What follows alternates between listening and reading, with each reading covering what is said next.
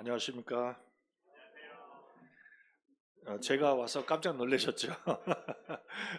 저도 이렇게 갑자기 나오길래 저도 놀랐는데 어, 오늘 아침에 제가 이렇게 기도하면서 어, 왜 이렇게 하셨지? 주님 앞에 이게 좀 그런 마음이 있었어요.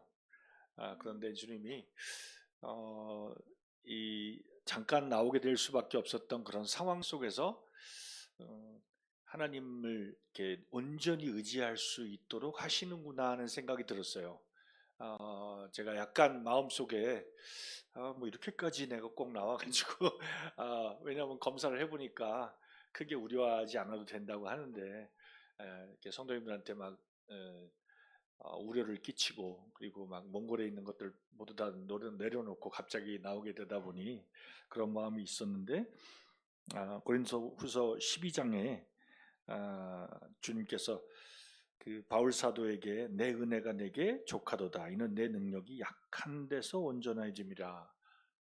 근데 바울 사도 그 말씀 듣고 그러므로 도리어 크게 기뻐함으로 나의 여러 약한 것들에 대하여 자랑하리니 이는 그리스도의 능력이 내게 머물게 하려 함이라. 그러므로 내가 그리스도를 위하여 약한 것들과 능욕과 궁핍과 박해와 공고를 기뻐하노니 이는 내가 약한 그때에 강함이라. 이 말씀을 주님이 이렇게 생각나게 하면서 아 저는 이렇게 뭐 약하다 뭐 이런 별로 생각을 해본 적이 없는 것 같아요.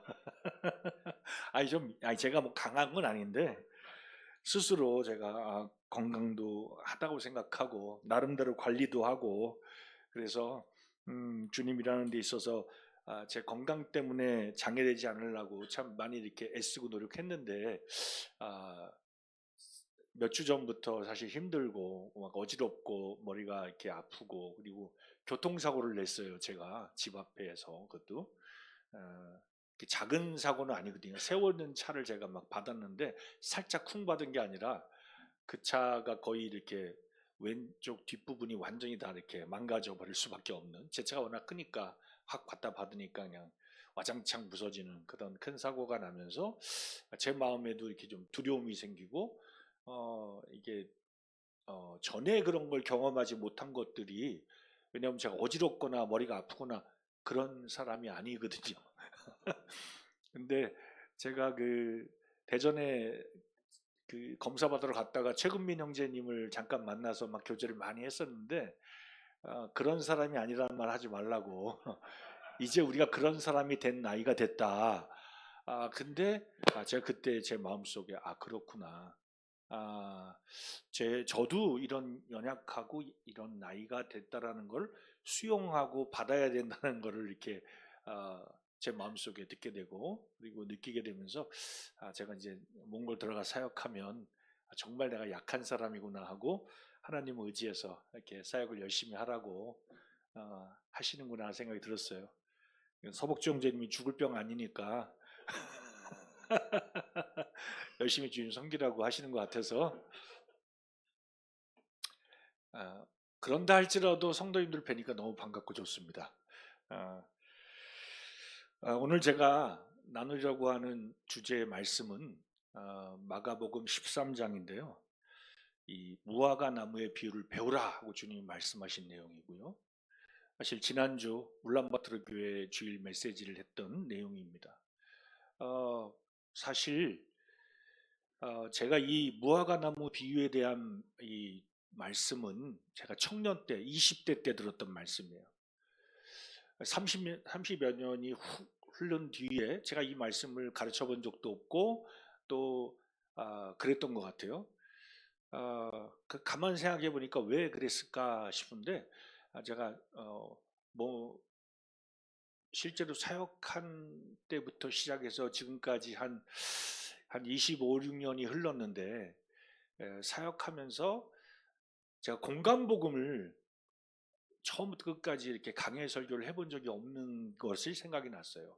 요한복음 강해는 여러 번 하게 됐는데 공감복음은 하지 않았던 걸 보면서 제 마음속에도 주님이 이 말씀을 통해서 저에게 하신 말씀도 있고 또 동일하게 몽골에 있는 성도들이나 우리 인도원 교회도 동일하게 이런 말씀 주시지 않았을까 생각이 들어서 같이 이 말씀을 나누길 원합니다. 요즘 어떠신가요? 세상에 많은 인터넷 기사나 뉴스 그리고 이런 것들을 볼 때마다 마음이 착잡하고 기쁘기보다는 걱정이 앞서고 도대체 세상이 어떻게 되려고 하나 할 만큼 온 세상이 시끄럽잖아요. 어, 제가 뭐 나이가 많지는 않지만 제가 청년 때는 지금 이런 뉴스를 들어본 적이 없는 것 같아요. 굉장히 그 전 세계적으로 서로 평화롭고 그리고 뭔가 박애와 그런 정신들로 사랑하고 뭔가 도우려고 하는 그런 전 세계의 분위기였지 지금처럼 이렇게 각박하고 어, 서로 막 물고 뜯으려고 하고 물고 먹으려고 하고 심각한 대립이 일어나고 그리고 각 나라도 지금 이제 막 긴장해서 전쟁 준비하는 그런 시대가 아니었는데 요즘은 너무도 그런 뉴스가 전쟁 소식과 그 다음에 재해 소식, 재난 소식 그리고 막 수많은 사람이 죽는 그런 소식들 이걸 너무 일상적으로 보다 보니 저희들의 감각도 무뎌지지 않나 하는 생각이 들었습니다. 그런데 놀라운 건 아마 세상 사람들은 그런 소식을 들을 때마다 말세다 하고 굉장히 두렵고 하겠지만 오히려 저희들은 그 말씀, 그런 소식들을 들을 때마다 복된 소식이라고 생각이 됩니다. 왜? 우리 주님이 곧 오신다는 거기 때문에. 그래서 기쁜 마음으로 그러나 주님이 이 표징들과 또 이런 부분들의 분명한 경고를 해주신 그 말씀들을 통해서 오늘날 2026년도에 살아가는 우리 성도들이 어떤 마음을 가져야 되고 그리고 그걸 통해서 무슨 교훈을 받아야 되고 내 삶에 실제적인 어떤 변화가 이래야 될지 같이 이 무화과 나무의 비유를 통해서 이 교훈을 통해서 오늘 함께 나눠보려고 합니다. 이 마가복음 13장을 보면요, 앞에 부분도 이렇게 얘기하는 것이 결국 제자들이 예수님한테 성전이 무너질 것이다라는 말씀 듣고 놀래가지고 그때 어떤 일이 일어날 것인지 예수님한테 막 물어보는 그런 내용들이 나오는데요. 이 마태복음 13장은 예수님이 십자가에 못 박히시 이틀 전에 말씀하신 거예요. 곧 주님이 십자가를 앞두고 하셨던 말씀이기 때문에 우리 마음에 더 긴장감이 느껴진다 생각이 듭니다. 그때 어떤 일이 벌어지냐? 거짓 메시아들이 판을 칠 것이다 했습니다. 제가 신문을 보니까 우리나라에도 자칭 메시아가 50명이 넘는데요. 50명. 우리 이 좁은 땅덩어리에도 50명이 넘고 전 세계적으로 따지면 1,500명이 넘는답니다. 자칭 메시아라고 주장하는 사람이. 그러니까 곳곳에서 내가 메시아다. 그죠? 그리고 난리의 소문을 듣는다고 했어요. 뭐 이거는 우리가 설명이 필요 없죠. 생각하지 않은 곳에서 계속 전쟁이 터지고 있고 지금 러시아와 우크라이나 전쟁이 아직도 멈추지 않고 있어요. 북한까지 거기에 막 휘말려 들어갔죠. 한국은 러시아와 좀 거리가 있죠. 몽골은 바로 붙어 있어요. 바로 위가 러시아고 바로 밑이 중국이에요. 그렇기 때문에 이 러시아의 그 호흡이 가장 먼저 닿는 곳이 몽골입니다. 제가 12월에 몽골 돌아갔을 때 정말 그 진기한 풍경을 볼 수 있었어요. 뭐냐면 주유소에 차들이 100m 이상 늘어선 거예요. 왜냐하면 몽골은 러시아에서 직접 이렇게 수입했어요, 기름을. 근데 지금 전쟁 때문에 그리고 또 막 그 정유시설이 파괴돼서 수출을 제대로 못하니까 주유소들이 전부 다 기름이 없어서 팔 수가 없는 거예요. 그래도 뭔가 해야 되니까 어쩌다 한 그 주유소만 일을 하는 거예요. 그러니까 100m씩 줄을 서는 거예요. 기름을 넣을 수가 없어요. 저희들 실제로 체감해요. 거기 살면서. 민족과 민족이 그죠? 그리고 전 세계 지진과 기근 그리고 이상 기온으로 막 난리 나는 거 매 뉴스를 보고 있잖아요, 저희가. 그죠? 이러한 일들이 벌어지고 있을 때 우리가 실제로 이런 것들을 눈으로 보고 있는 이 시대에 주님이 하시는 말씀을 우리가 경청해야 되지 않나 생각이 드는데요. 13장 마가복음입니다. 함께 이 두 절 먼저 보도록 하겠습니다. 28절, 29절입니다. 마가복음 13장. 제가 읽겠습니다. 무화과 나무의 비유를 배우라. 그 가지가 연하여지고 잎사귀를 내면 여름이 가까운 줄 아느니 이와 같이 너희가 이런 일이 일어나는 것을 보거든. 이와 같은 일이 일어나는 것을 보거든이라는 건 제가 앞서 간단하게 얘기했던 그 많은 일들이 일어나는 걸 보거든 인자가 가까이 곧 문 앞에 이른 줄 알라. 주님은 이렇게 뭐 허풍을 얘기하시는 분이 아니잖아요. 하나님은 진리시잖아요. 예. 주님이 말씀하신 것은 진리잖아요. 그죠? 이런 일들이 일어나는 줄 알면 실제로 무화과 나무의 비유를 배우라라고 했어요. 그죠? 주님이 23절에 보면 명확하게 주님 말씀하십니다. 너희는 삼가라. 내가 모든 일을 너희에게 미리 말하였노라. 미리 말하셨다는 거예요. 그리고 너희는 삼가라 그랬어요. 미리 말했다는 거예요. 주님은 우리 믿는 성도들이 갑자기 어둠의 자녀들처럼 이런 멸망이 갑자기 임하는 그렇게 우리가 그런 종말을 맞길 원하지 않으셨기 때문에 우리는 빛의 자녀들이잖아요. 데살로니가서 말한 것처럼. 그렇기 때문에 우리는 어둠의 자녀들처럼 이렇게 황망하게 갑자기 이런 일이 벌어진다 아무 생각 없이 이렇게 하시지 않고 미리 말씀해 주셨어요. 이런 일이 일어날 거라고. 내가 오기 전에는 이런 일들이 벌어질 것이다. 자, 이 무화과 나무의 비유라고 하는데 이 무화과 나무라는 것은 구약 성경을 통해서 여러 차례 포도나무나 무화과 나무는 이스라엘 백성, 민족을 상징한다는 걸 아는 거예요. 우리나라를 상징하는 건 뭐죠? 무궁화. 예, 마찬가지예요. 이 유대인들이 성경 읽는 순간 무화과 나무의 비유를 배우라 하면은 무화과 나무를 듣는 순간 우리를 말씀하시는구나. 이스라엘 민족 우리를 통해 우리한테 하시는 말씀이구나 하고 확 들어온 거예요. 그리고 무화과 나무 가지를 베우라. 가지가 연하여지고 잎사귀가 나면 여름이 가까운 줄 안다는 거예요. 저는 사실 이렇게 무화과 나무를 잘 보지 못했어요. 이 나이가 됐는데도. 고향이 서울이고 또 그리고 대부분 이제 살다 보면 그리고 또 몽골에 살다 보니까 무화과 나무를 거의 못 보죠. 모르겠어요. 여기 형제님들 고향에 무화과 나무가 있을 수도 있겠죠. 근데 이제 만약에 이게 우리나라로 얘기한다면 만약에 우리가 봄이 온다. 그럼 뭘 보면 딱 알아요? 지천에 개나리 진달래 피면 봄이 와 이제. 좀 쌀쌀해도 봄이 오고 있어.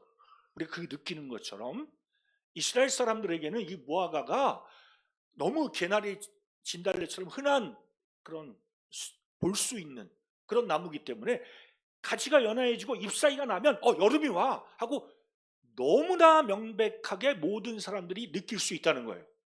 그러면 여름이 가까이 왔다는 걸 너희들이 알듯이 이런 일들이 벌어지면 인자가 문 앞에 섰다라는 것을 깨달으라는 거예요. 문 앞에 섰다는 건 뭐예요? 문 열고 들어오시면 곧 오신다는 거잖아요. 오시기 바로 직전이다라는 거예요.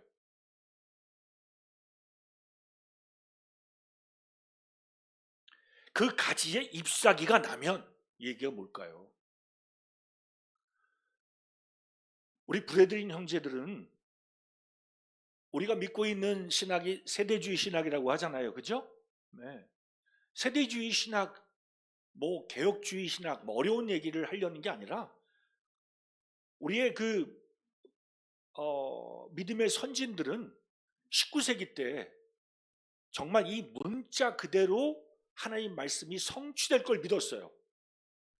그렇기 때문에 1800년도에 있었던 그런 형제들은 이스라엘 민족이 독립할 거라고 하는 그 징조도 없었고, 그리고 그 누구도 그렇게 자신 있게 이렇게 이스라엘 민족이 그렇게 2000년 가까이 없어지고 완전히 흔적도 없이 전 세계에 흩어져 버린 그 민족이 독립할 거를 꿈에도 생각할 수 없었어요. 당시 주류였던 개혁신학은 이스라엘과 교회의 실제적인 구속사적인 구원적인 생각할 때 같은 거다 믿기 때문에 그것과 다르다라고 믿지 않아요. 이스라엘 백성과 교회에 대해서 그 분리해 생각할 수 없는 거예요. 그런데 우리 모임의 형제들은 실제로 이스라엘이 주신 약속과 교회에게 주신 약속은 별개다라고 믿었어요. 그렇기 때문에 주님 말씀하신 이 말씀이 처음에 주님이 구약시대 때 예수님이 메시아가 올 거라 하고 그 문자 그대로 예수님이 오셨던 것처럼, 또한 이 무화과나무의 비유처럼 그 이스라엘 민족이 가지가 연하여지고 잎사귀가 나면, 아직 열매는 안 맺혔습니다. 그죠? 이게 무슨 사인일까요? 그 이스라엘의 독립을 얘기한다. 많은 학자들 이렇게 보고 있어요. 1948년에 독립됐죠. 그죠? 전 세계가 놀랐습니다. 2000년 동안 나라 없는 민족이 갑자기 독립한 거예요. 하나님 말씀이 문자 그대로 성취된 거예요.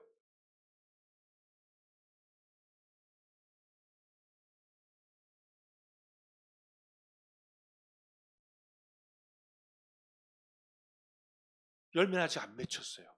그럼 그 열매를 언제 맺힐까요?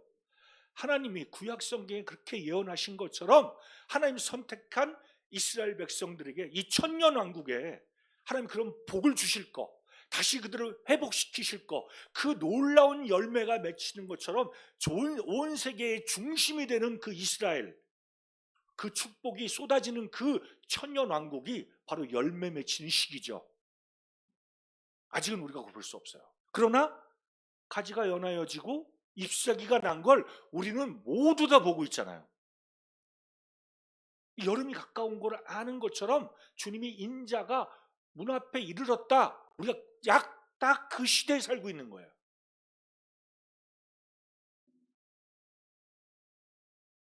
자, 그러면 주님께서 이 여러 가지 징조들을 말씀하셨는데, 간단하게 그거는 살펴보고 싶어요. 왜냐하면 우리가 이거는 뭐 길게 설명하지 않아도 알고 있는 것들이니까. 그러나 이건 좀 상기는 해야 될 거라 생각이 들어요. 왜냐하면 우리가 잠자고 있기 때문에. 그 누구는 13장 끝부분에 보면 주님이 깨어라 깨어라는 말을 반복해서 말씀하세요.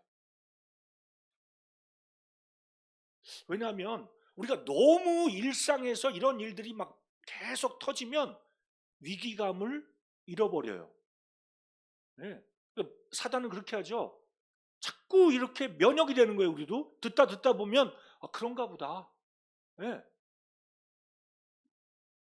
실제로 이 대한민국에 살고 있는 사람들은 남북한가 대치돼 있고 휴전이잖아요. 우리는 그죠? 네.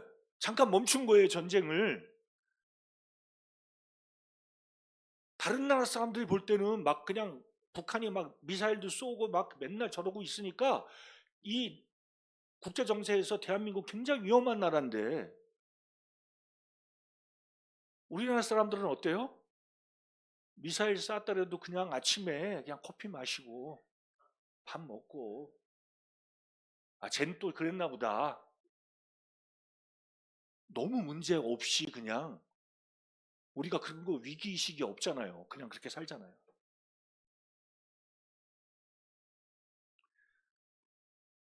다 아시는 얘기 있죠? 개구리를 삶는 방법. 네?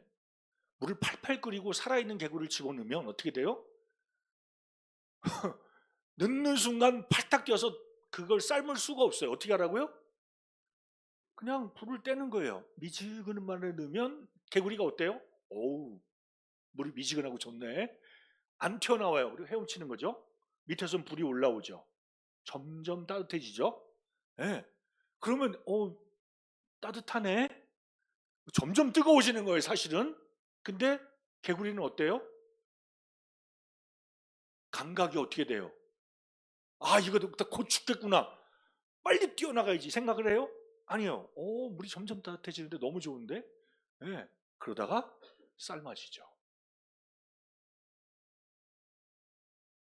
마치 우리가 이 마지막 세대에 우리가 진짜 믿음을 봐야 되는데, 하나님 말씀하시는 거 우리가 경성하고 깨어 있어야 되는데, 마치 이 개구리처럼 그래 맞아, 그래 맨날 그 이런 일이 터지니까 그래 그렇지 그렇지 그렇지 하고 우리가 잊어버리고 망각할 수 있다는 거예요. 자, 한번 봅시다. 민족이 민족을, 나라가 나라가 대적을 한다고 하는데 지금 온 세상이 어떤가요?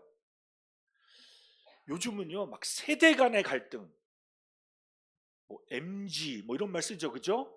별로 그런 말 쓰고 싶지도 않아요, 저는. 왜냐하면 이제 장로들도 그런 말해요. 제가 가끔 한국에 나오면 장로들도 요즘은 젊은 세대는 아예 이제 이렇게 세대 간의 차이를 명백하게 인정하고 그런 사람들을 어떻게 도와야 될지 다른 대안이 있는 것처럼 얘기합니다. 물론 그 말이 틀린 건 아니죠. 왜냐하면 여기 있는 이렇게 젊은 아이들이 사실 고생을, 대한민국이 정말 가난하고 힘들고 그런 어려운 것들을 경험해 보지 못한 세대니까. 저희 아이들도 중고등학교 때 몽골에서 같이 살 때 제가 우리 아이들한테 하던 말이 있어요. 컴퓨터 한 대를 딱 그 거실에 놓고 일주일에 토요일 주일 그때만 2시간씩 게임을 할 수 있도록, 처음에 1시간 줬는데 나중에는 막 그 인터넷 속도가 느리니까 아이들이 불평을 하더라고요. 그러니까 자, 보너스 2시간씩 준다. 이제 그때 그 2시간을 누리고 있을 때 애들이 좀 불평할 때 제가 했던 말이, 전 세계에 지금 집에 컴퓨터가 있는 애들이 몇 명일까? 한번 생각해봐. 그러면 이제 우리 애들이 이제 아무 소리를 안 하죠. 아빠 또 시작한다. 괜히 거기서 한 마디 더 했다가는 설교가 길어지니까 그렇죠 하고 아무 얘기도 안 해요.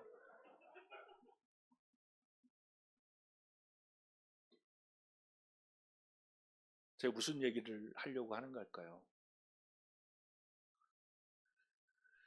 실제로 이 세대 간이 물론 다르죠.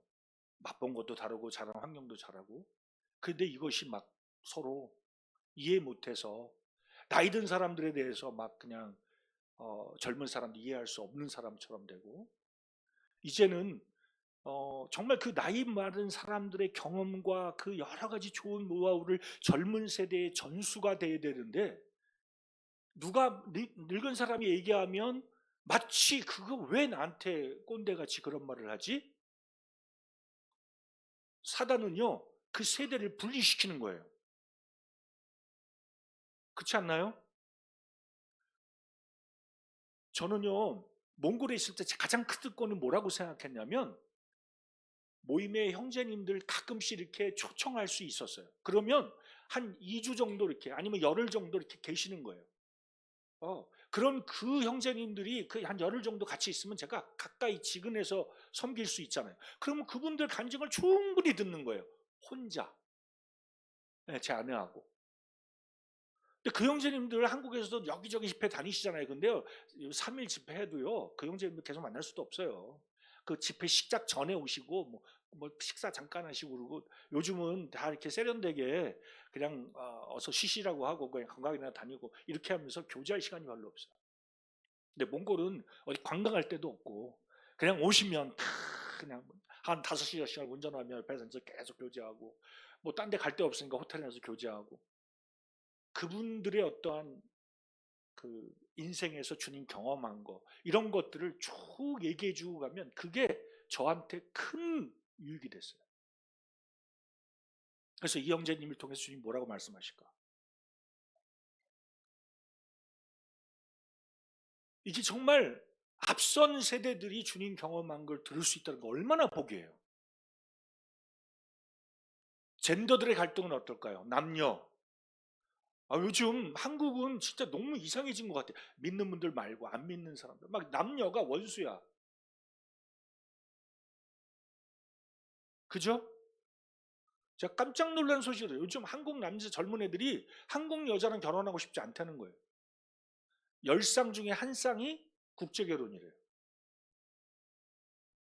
왜 그래요? 그냥 결혼하자면 뭐 돈 있니, 뭐 부모님 재산은 있니, 별거 다 따지거든 여자들이.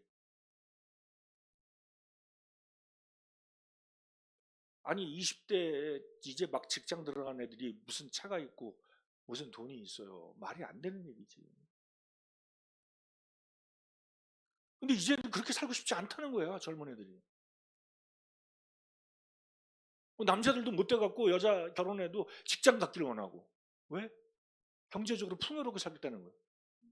뭐 이상한 말이 있잖아. 뭐 외벌이.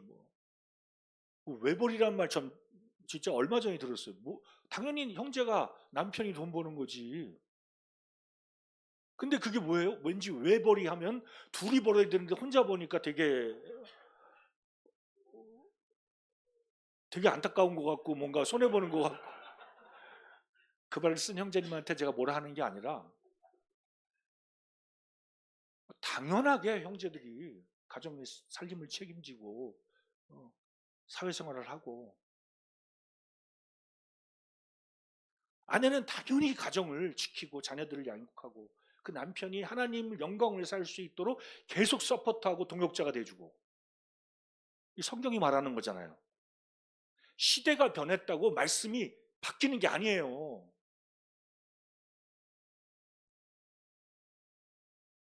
얼마나 우리가 성경에서 멀리 떨어지고 있습니까? 교회가 그러고 있어요. 교회가. 교회는 하나님 말씀을 지켜야 되는 곳이에요. 진리의 기둥의 터란 말이에요. 근데 교회가 세상의 이 영향을 받고 교회가 변하고 있어요.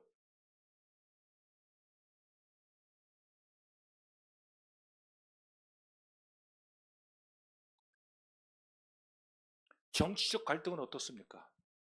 제가 몽골에 가면 한인의 단톡방이 있어요. 정말 징그러워요. 빨간 거 파란 거 싸우는데 미칩니다. 정치적 무슨 사건 하나 터지면 막 빨간 쪽에서 뭐라 하고 또 파란 쪽에서 뭐라 하고 막 징그러워요.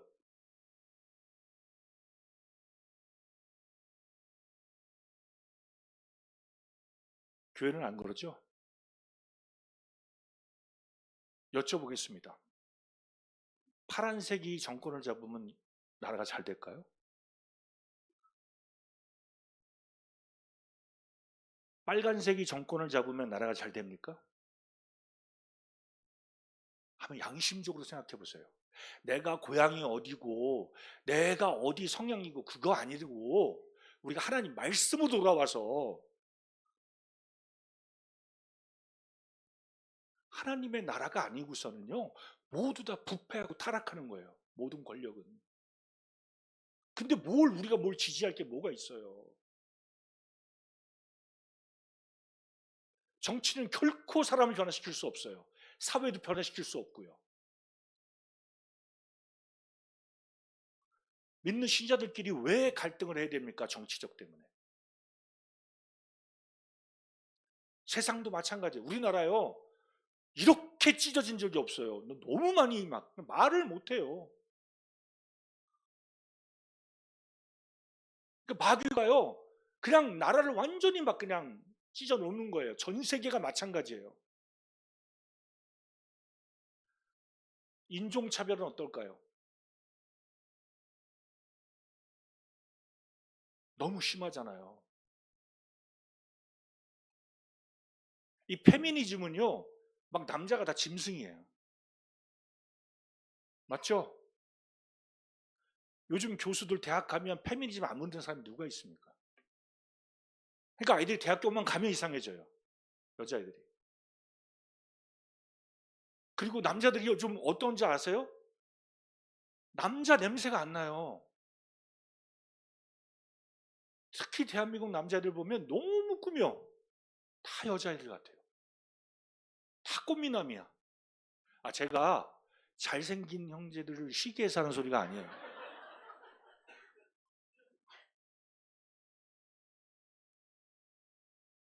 남자들은 하나님 지으신 그 특성대로 남자다워야 되잖아요.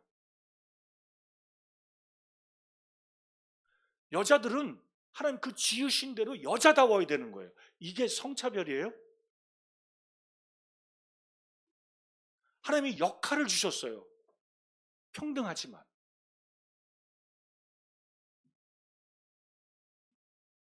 근데 뭐 조금 얘기하면 성차별하는 거예요? 지금 말도 조심스러워서 말을 못해요. 근데 나중에 주일날 메시지를 어떻게 해야 되나 이제.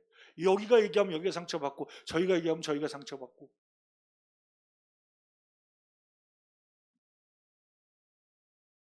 완전히 찢어졌죠. 그죠?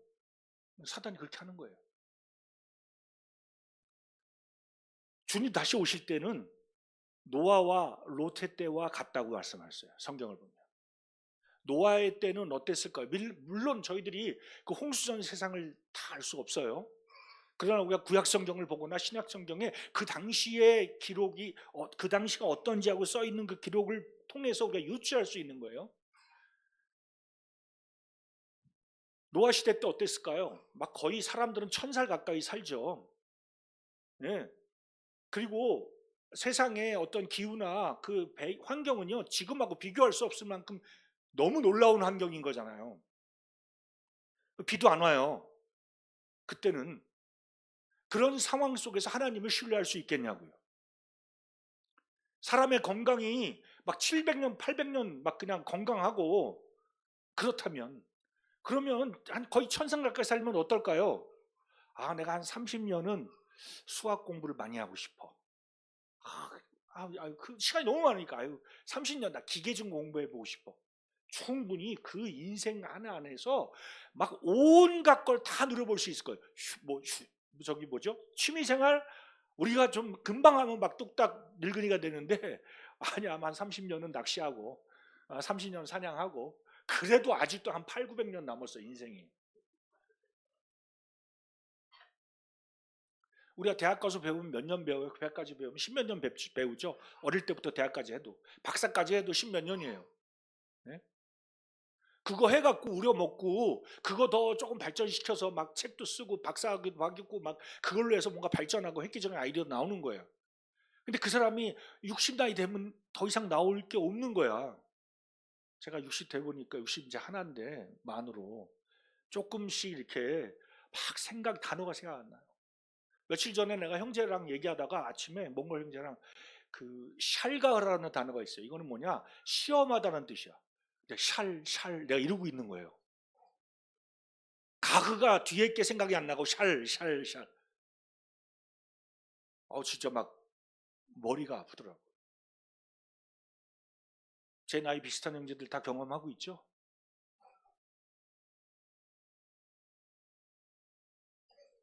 그런데 한 800살쯤 돼야, 한 7, 800살쯤 돼야 그 정도의 지금 우리가 겪는 걸 겪는다면 한 700년 동안 얼마나 명석하게 뛰어나게 연구하고 뭐하고 발전할 수 있겠어요. 그러니까 하나님 안 믿는 거예요. 하나님을 정말 무시하는 거예요. 두려워하지도 않고. 그러니까 노아가 막 산 위에서 막 120년 동안 배를 치면서 어땠을까요? 그냥 배만 졌을까요? 에녹이 어떨까요? 300년 동안 주님과 동행할 때 그냥 말씀만 읽고 큐티하고 그냥 기도만 하고 있었을까요? 예? 에녹이 진짜 그 하나님의 그 심판을 계속 선포했다고 했잖아요. 노아도 마찬가지예요. 하나님의 심판을 계속 얘기했을 거예요. 근데 그 당시 사람들은 어때요? 웃지요. 거절하는 게 아니라 거절해서 도가 지나치면 멸시하고 조롱하는 거죠. 그리고 나면 어떻게 해요? 이제 박해해요. 핍박하고. 지금은 어때요? 세상이 하나님 말씀을 그냥 거절해요. 조롱하고 멸시하고 박해합니다. 믿는 사람들. 노아 때와 같은 시대예요. 사람들이 팔고 사고 시집가고 장가가고 그냥 이 세상에서 뭔가 누리는 것만 오로지 관심이 있어요. 롯의 때는 어땠습니까? 롯의 때는 우리가 잘 알잖아요. 예? 천사들이 심판을 경고하러 들어갔을 때 어떤 일이 벌어졌죠? 그 롯의 집에 성경 보면 뭐라고 해요? 몇 사람이 왔어요? 네? 누가 왔어요? 얼마나? 소돔 시내에 뭐 조금 왔어요? 사람들이? 늙으나 어리나 관계없이 모든 남자들이 동성애 성폭행을 하러 롯 집을 둘러쌌어요. 이 얘기는 무슨 얘기를 하는 겁니까? 아, 소돔성에 동성애를 즐기는 사람이 몇 명이 있었다가 아니라 소돔성은 그 당시에 가장 발전한 우리나라로 따지면 전 세계로 따지면 뭐 뉴욕 같은 거예요. 뉴욕, 시드니, 서울 이런 거예요. 가장 발전하고 그런 문화가 발전된 도시야. 그 도시의 모든 사람의 성적 취향이 동성애였다는 거예요. 그 얘기는 뭐죠? 그냥 이렇게 동성애 자체를 인정해 주는 게 아니고 그게 하나의 트렌드가 된 거예요. 그죠? 네. 그걸 안 하는 게 이상한 거예요. 안 받아주는 게. 제가 동성애가 아주 못된 죄다, 모든 죄악 중에 가장 악랄한 죄다라고 얘기하는 게 아니에요.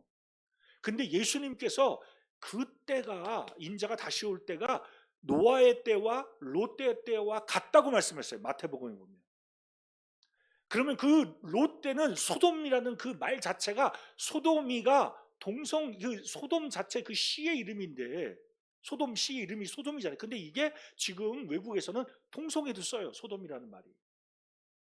얼마나 그게 그 당시에 특색이 있는 문화였는지. 오늘날 어떻습니까? 동성애가? 전 세계적으로 특히나 예루살렘에서 저는 깜짝 놀랐어요. 예루살렘에서 그 하나님이 선택한 그 백성들이 살고 있는 그 심장이라고 하는 그 수도 예루살렘에 게이 퍼레이드가 가장 성대하게 벌어진대요.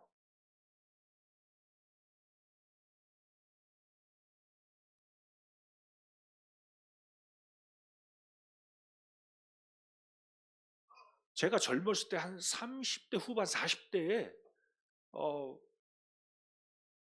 제 직업이 30대군요. 30대에 레크션 강사를 했는데 제가 그 MBC 그 방송국에서 하는 캠프를 했었어요.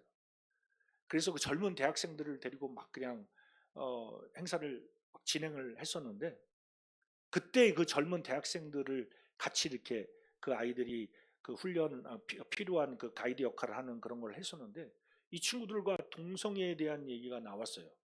예, 제가 예수 믿는 사람인 줄 알고. 근데 그 젊은 남자애들이 막 걔들 동성애자들이 아니에요. 내가 하나님이 어떻게 보시는지 얘기했더니 막 화를 내면서 변호하는 거야. 제가 30대 때였어요. 그때만 해도.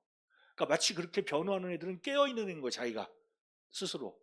나는 진짜 이렇게 사람들 그 편향적 시선이 아니라 나는 참 공평하게 본다. 그렇게 생각하는 거지, 걔네들. 그 전이 30년 전이거든요. 지금은 어때요? 아마 더 많이 바뀌었을 거예요. 그죠? 한번 생각해 볼게요. 그 소돔이라는 그 하나님 멸망했을 때부터 지금까지가 시간이 거의 3천 몇백 년이 흘렀어요. 그죠? 그럼 그 긴 시간 동안에 전 세계 중에서 전 세계의 역사를 볼 때 그때처럼 트렌드가 되고 그리고 모든 사람이 이런 거에 대해서 부담 없이 다 받아들이고 용서하고 이젠 법까지 바뀌고 차별하지 말라고 그런 시대가 있었을까요? 인류의 역사를 보면 소돔 그 멸망하고 나서 지금까지 있어요? 동성애자들이 있었을 거예요. 소수의 그런 거는 시대별 항상 그 죄들은 그대로 있으니까. 근데 전 세계적인 트렌드가 되고 전 세계적으로 장려하고 전 세계적으로 차별하지 말라고 막 법 막 하고 지금 우리나라도 그거 하려고 난리죠. 왜 그거 난리를 쳐요? 예. 이게 이런 때가 돼야 되는 거 주님이 오시는 거예요. 막을 수 없어요. 어떻게 막아요 그걸?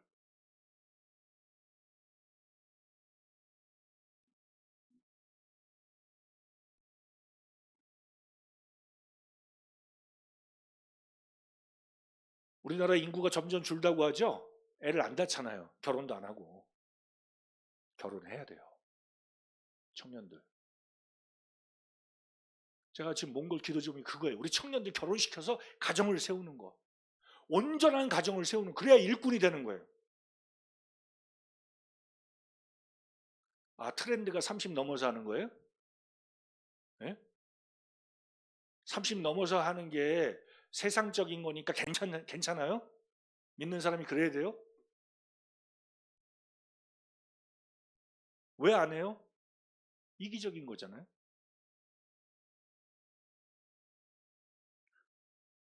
그걸 막 포장해요, 여러 가지로.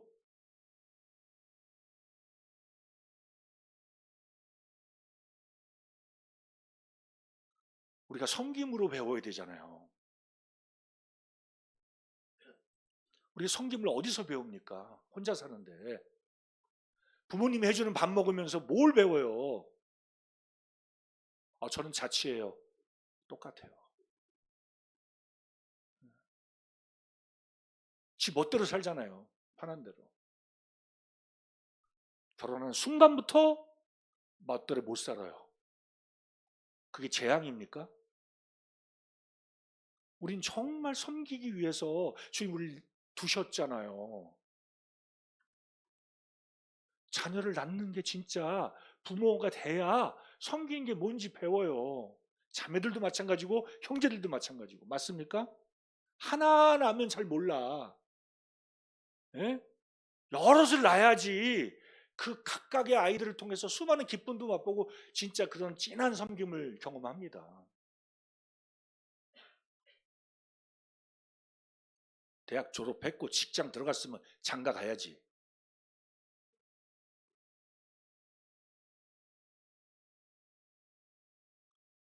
그래서 주님을 위해 살아야지. 그 가정을 주님께 드리고. 안 해요? 안 그래요? 서로 좋아서 결혼해요? 행복하려고 둘이? 성경에 어디 그런 말이 있어요? 하나님의 영광을 위해서 하는 거잖아요. 그 가정이 하나님 목적대로 드려지기 위해서. 왜 결혼해요? 왜 아내는 왜 남편을 결정해요? 더 잘 남편이 주님 목적에 들을 수 있도록 돕는 배필 되려고 하는 거잖아요, 결혼을. 내가 생각하는 조건에 맞는 사람이랑 결혼하는 게 아니라.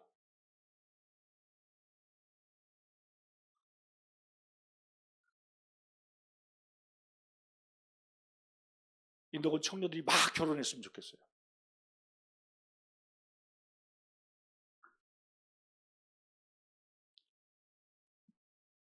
자, 이런 일들이 계속 벌어집니다.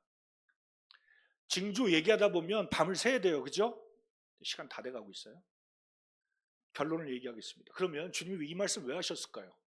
미리 말씀하셨다고 했어요. 주님은 미리 왜 말씀하셨을까요? 우리가 당황하지 않고, 이런 일이 당황스럽죠. 막 온 세상에 난리가 나니까. 그리고 진짜 믿는 신자들이 살아가기 너무 힘든 환경이니까 당황하죠. 두렵죠. 근데 하나님이 그런 걸 미리 말씀해 주신 거예요. 이런 일이 일어날 거야.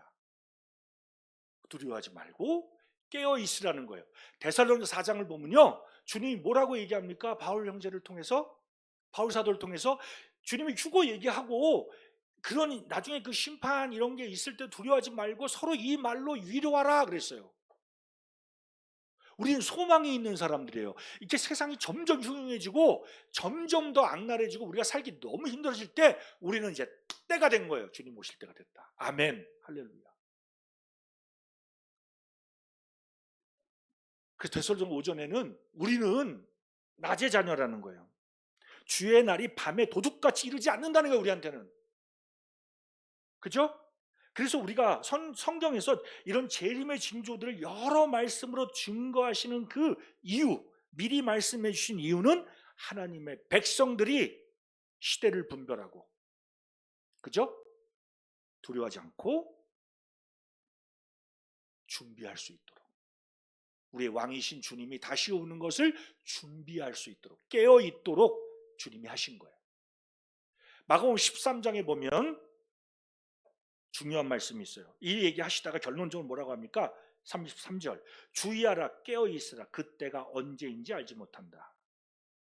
그러나 주님이 그 징조를 다 말씀해 주셨어요. 대충 이런 분위기구나, 이럴 때 주님 오시는 거야, 우리가 알아요. 그 시는 모르지만 34절, 가령 사람이 집을 떠나 타국으로 갈 때 그 종들에게 권한 주고 각각 사물을 맡기며. 자, 그럼 우리가 이 말씀 왜 주셨다고요? 왜 미리 말씀하셨다고요? 하나님이 다시 오시기 전까지 그 종들에게 권한을 주고요, 우리가 집중해야 될 말은 각각이에요. 누구요? 각각, 장로들, 집사들에게 준 게 아니고 성도 모든 각각에게 권한도 주고 그리고 사무도 줬어요. 책임을 맡기신 거예요. 깨어있으라 그랬어요. 하나님이 섬가라는 거예요. 네. 그리고 뭐라고 얘기합니까? 주님이 고린도후서에 보면 뭐라고 얘기해요? 우리가 심판 주님 오시면 심판이 있다 다 알아요. 그죠? 물론 불신자들을 말하는 심판을 얘기하는 게 아니에요. 성도들을 위한 심판이 있어요. 거기 뭐라고 얘기합니까? 그 심판 때 우리가 각각 다 반드시라고 해요. 성경에 그리스도의 심판 앞에 나타나게 되며 각각, 여기서도 또 각각이야. 뭉뚱거려서 소그룹끼리가 아니고, 각각 교회별로가 아니라 각각 선악간에 그 몸으로 행한 것을 따라 받게 한다.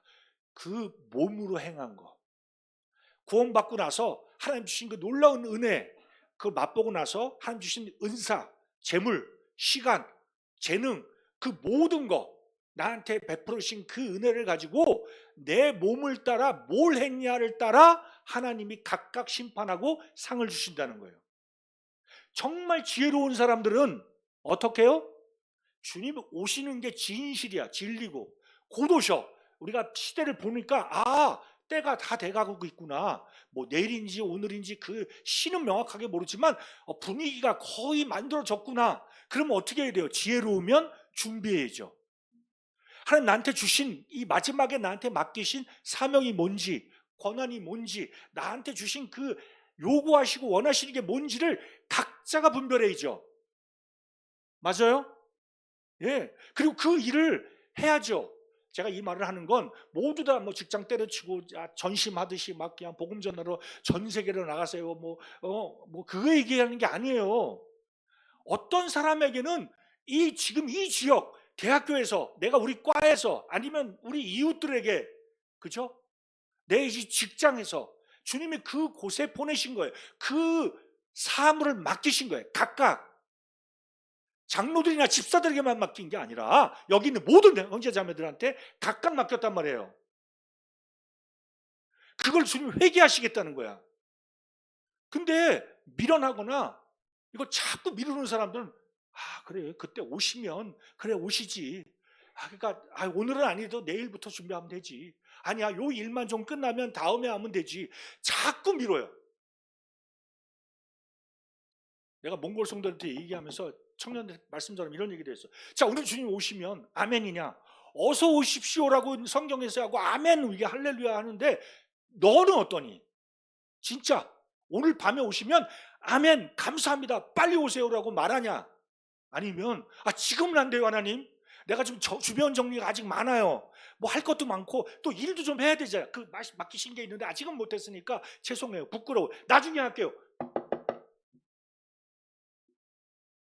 손 들어보라 그랬어요. 오늘 밤에 오셔도 좋다, 감사, 아멘, 손 들어. 손을 못 들어요. 왜요? 다 각자가 이유가 있어. 각각의 이유가 다 달라. 말은 안 해요.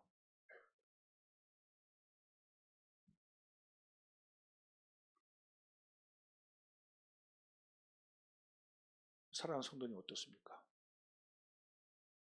오늘 오시면 아멘 예수님 감사합니다. 오 너무 기뻐요.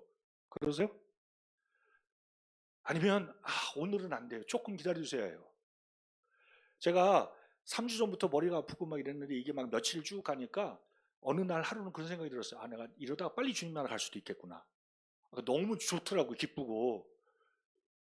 왜냐하면 막 그냥 전 세계 돌아가는 꼴을 보니까 막 뉴스 보기도 싫고 그냥 빨리 주님 나라 가고 싶은데, 그리고 막 성도들도 맨날 말 잘 듣는 것도 아니고 막 그냥 여기저기 뻥뻥 터지고 그냥 주님 나라 빨리 가고 싶다라는 생각이 딱 들고 너무 기쁘더라고요. 자 빨리 가면 좋겠다. 근데 딱 옆에 보니까 집사람이 있는 거야. 아이씨 내가 없으면 진짜 얼마나 힘들까. 같이 가면 좋겠는데 이 사람은 쌩쌩해.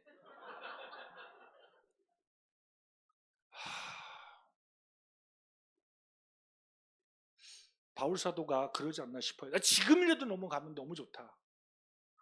근데 성도들 생각하니까 내가 남는 게 낫겠다고 생각하는 것 같아요. 제가 바울하고 같이 비교하는 게 아닙니다. 감히.